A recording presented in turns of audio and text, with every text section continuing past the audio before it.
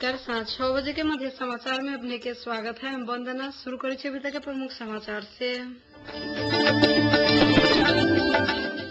प्रधानमंत्री तत्काल राजीनामा देके सहमति राजनीति के शुरुआत करे के पड़त से नेपाली कांग्रेस के निष्कर्ष।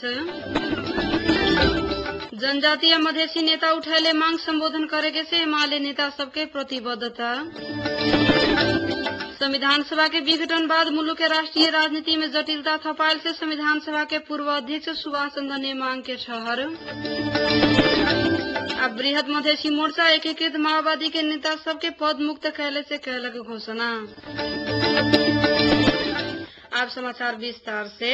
सर्लाही के लालबंदी में आई जिला स्तरीय शांति गोष्ठी संपन्न भेल। समाज में शांति और सद्भाव वृद्धि करे के उद्देश्य से नेपाल आदिवासी जनजाति महासंघ जिला समन्वय परिषद गोष्ठी आयोजना कैले है। आदिवासी जनजाति उत्थान प्रतिष्ठान केंद्रीय समिति के सहयोग में आयोजित गोष्ठी में माओवादी, कांग्रेस, एमाले लगायत विभिन्न मधेशवादी दल के स्थानीय प्रतिनिधि सब तथा विभिन्न संघ संस्था के प्रतिनिधि सब के सहभागिता रहल छल। महासंघ के जिलाध्यक्ष हीरा काजी योंजन के अध्यक्षता में भेल कार्यक्रम में जिला विकास समिति के अधिकृत होम बहादुर थापा के प्रमुख अतिथि रहल छल। गोष्ठी में वक्ता सब राज्य बिना भेदभाव सभ्य जात जाति के समानुपातिक अधिकार देला पर देश में कलह और शांति के अंत्य भेके दिगो अशांति स्थापना हुए से जोर दिले छल।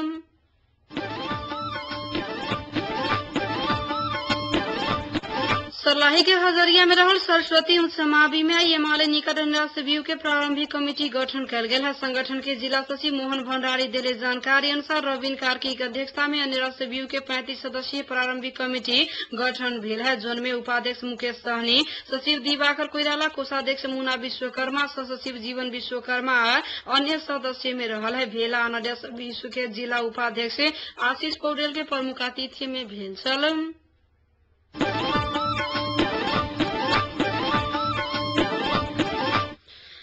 नेपाली कांग्रेस प्रधानमंत्री तत्काल राजीनामा देके सहमति सरकार के शुरुआत करे के परत से निष्कर्ष निकाले है। पार्टी केंद्रीय कार्यालय सानेपा में पत्रकार सम्मेलन करित कांग्रेस प्रधानमंत्री के राजीनामा न आयल के खंड में यह 26 गते काठमांडू के खुला मंच में होए वाला बृहद प्रदर्शन से आंदोलन के कार्यक्रम सार्वजनिक कल जात से हो बतौले है। पत्रकार सम्मेलन में कांग्रेस सभापति कोइराला माओवादी के सर्वसत्तावादी सोच के कारण संविधान सभा विघटन भेल से आरोप से हो लगौलन। लोकतंत्रवादी दल सब देशव्यापी रूप में विरोध के कार्यक्रम सार्वजनिक करे के से पहले राजीनामा देवे के प्रधानमंत्री के बुद्धिमानी होत से उपसभापति रामचंद्र पौडेल बतौले छथि। राष्ट्रीय सहमति न करके संविधान सभा के निर्वाचन न होत से कांग्रेस ठहर कैले है। संविधान सभा माओवादी के लक्ष्य न भेके देश कब्जा करे के रणनीति भेल से सभापति कोइराला के आरोप रहल है।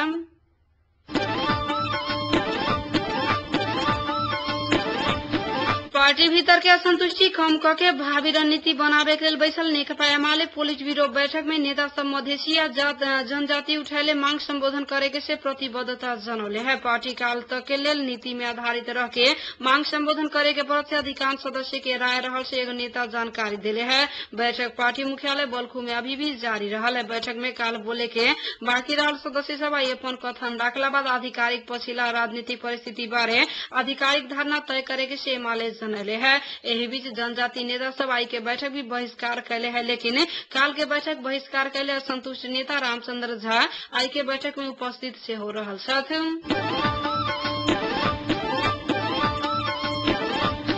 संविधान सभा के पूर्व अध्यक्ष सुभाष चंद्र नेमांग संविधान सभा के विघटन बाद मुलुक के राष्ट्रीय राजनीति में जटिलता थपायल से बतौले छथि। Sociological anthropological society of Nepal शासन के रजत जयंती कार्यक्रम में बोले तो हिमाल पहाड़ तराई में बसोबास करिताल संपूर्ण जाति समुदाय के भाषा संस्कृति के संरक्षण करके ओकरा सबके बीच में सुमधुर संबंध कायम करे के लेल राजनीतिक दल सबके सहकारी के अगाडि बढ़े के लेल आग्रह समेत कैले छथि। पश्चिमांचल विश्वविद्यालय के उपकुलपति पदमलाल देवकोटा, त्रिभुवन विश्वविद्यालय अनुदान आयोग के सदस्य सचिव भोला पोखरेल, समाजशास्त्री प्राध्यापक डॉक्टर दिल्ली राम दहाला, कैलाशनाथ प्याकुरेल देश आज समाज के रूपांतरण के लिए समाज के सक्रिय भेके भूमिका खेले के लिए आग्रह समेत कैले छथि।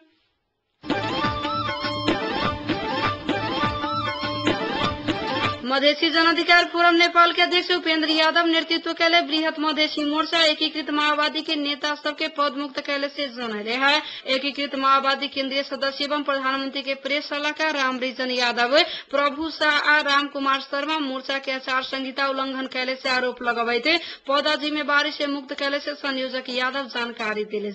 आई राजधानी काठमांडू में पत्रकार सम्मेलन करके मोर्चा 3 गोटे सदस्य के पद मुक्त के घोषणा कैले है। ज्येष्ठ 14 गते के आधारात में प्रधानमंत्री डॉक्टर बाबूराम भट्टराई के सरकार अगहन 7 गते संविधान सभा के निर्वाचन करे के निर्णय असंवैधानिक रहल से समेत मोर्चा जनौले है। मोर्चा द्वारा जारी प्रेस विज्ञप्ति में सरकार सुनियोजित ढंग से मुलुक के एकमात्र जनप्रतिनिधि संस्था के समाप्त करके सत्ता में रहे के सर्वसत्तावादी सोच के कारण संविधान सभा के नया निर्वाचन के मिति घोषणा कैले से उल्लेख रहा है। मोर्चा सर्वपक्षीय राजनीतिक सहमति के आधार में चुनावी सरकार गठन के लिए प्रधानमंत्री रास्ता खोले के परत से जोड़ दिले। मोर्चा सर्वपक्षीय राजनीतिक सहमति के आधार में वर्तमान काम चलाऊ सरकार के अंत्य करके मुलुक के निकास देवे के लिए राष्ट्रपति समक्ष आग्रह करे के निर्णय से कैले है।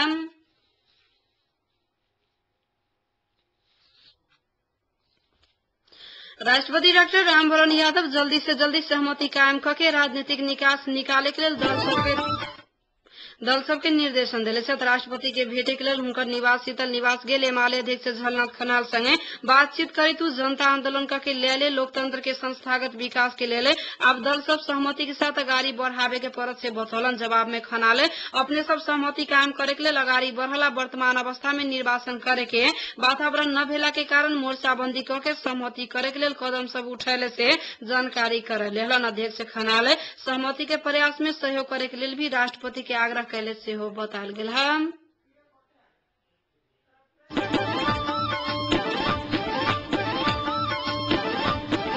नेपाली कांग्रेस के सभापति सुशील कोइराला असंवैधानिक रूप में संविधान सभा के विघटन करके मुलुक के अस्थिरता तरफ धकेले के दुष्प्रयास में रहले वर्तमान सरकार के विरुद्ध कड़ा रूप में उतरे के लिए पार्टी नेता तथा कार्यकर्ता सब निर्देशन दिले है। महाराजगंज स्थित अपने निवास में भेल औपचारिक छलफल में उपस्थित केंद्रीय सदस्य सब संगे इहे जेठ 26 गते राजधानी में होबला बृहत आम सभा के सफल बनावे के लिए सशक्त प्रभावकारी भूमिका निर्वाह करे के लिए आग्रह समेत कैले छथि।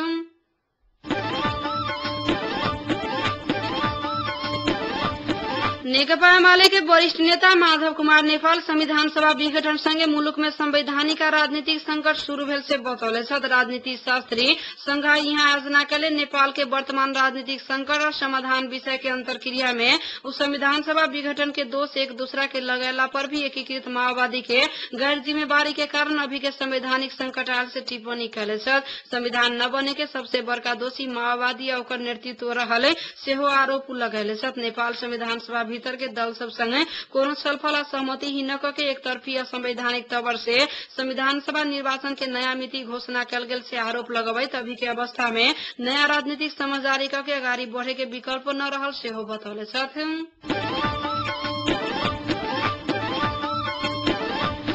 नेकपा एमाले के उपाध्यक्ष वामदेव गौतम माओवादी के भूल भुलैया में पड़ला से संविधान सभा के विघटन भेल से बतौले। आई सवेरे प्रेस अवतारी नेपाल धादिङ आयोजना कैले पत्रकार सम्मेलन में नेता गौतम संविधान सभा के निर्वाचन एक युग में एक बेर मात्र होत से कहत अब राजनीतिक सहमति या गोलमेज सम्मेलन करके अगाड़ी बढ़े के परत से बतौले।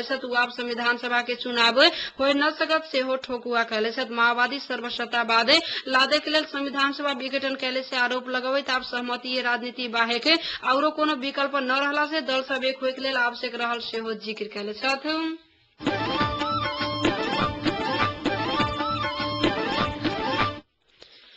सर्वोच्च के न्यायाधीश रन बहादुर बम्बू पर गोली मारे के घटना बाद सरकार अन्य न्यायाधीश के सुरक्षा कड़ा बनले है। महानगरीय प्रहरी आयुक्त के कार्यालय काठमांडू ललितपुर भक्तपुर के सभे तक के न्यायाधीश के सुरक्षा कड़ा बनले है। सर्वोच्च अदालत के रजिस्ट्रार संग बृहस्पति के दिन घटना लगते बैसल सुरक्षा कर्मी के बैठक यह निर्णय कैले है।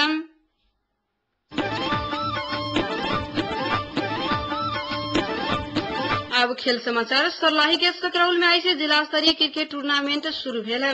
मुस्कान क्रिकेट युवा क्लब सकरौल के आयोजना में क्लब के अध्यक्ष उमेश भंडारी के अध्यक्षता में शुरू भेल उक्त टूर्नामेंट में 21 गो टीम भाग ले है। लगभग एक हफ्ता जारी रहे वाला ई क्रिकेट टूर्नामेंट के उद्घाटन सद्भावना पार्टी के जिलाध्यक्ष प्रमोद शाह कैलन। प्रमुख अतिथि के रूप में क्षेत्र नंबर 5 के क्षेत्रीय अध्यक्ष प्रभु चौधरी, अतिथि के रूप में दलित के नेता फेकू पासवान, वीरेंद्र मंडल, सद्भावना पार्टी के सकरौल के बुद्ध कमिटी अध्यक्ष गौरव मुखिया लगायत के उपस्थिति से हो रहा छल।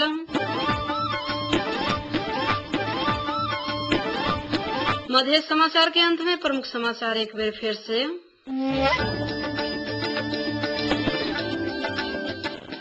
प्रधानमंत्री तत्काल राजीनामा देके सहमतीय राजनीति के शुरुआत करे के परत से नेपाली कांग्रेस के निष्कर्ष। जनजातीय मधेसी नेता उठैले मांग संबोधन करे के लिए एमाले नेता सबके प्रतिबद्धता। संविधान सभा के विघटन बाद मुलुक के राष्ट्रीय राजनीति में जटिलता थपायल से संविधान सभा के पूर्व अध्यक्ष सुभाष चंद्र नेमांग के ठहर। अब बृहत मधेसी मोर्चा एकीकृत माओवादी के नेता सबके पद मुक्त कैले से कैलक घोषणा। अही के संग साँझ 6 बजे के मधेश समाचार अहिठम समाप्त हुई। वंदना दिया जाए के आगे सुनते रहो रेडियो मधेश 89.3 मेगाहर्ट्ज। नमस्कार।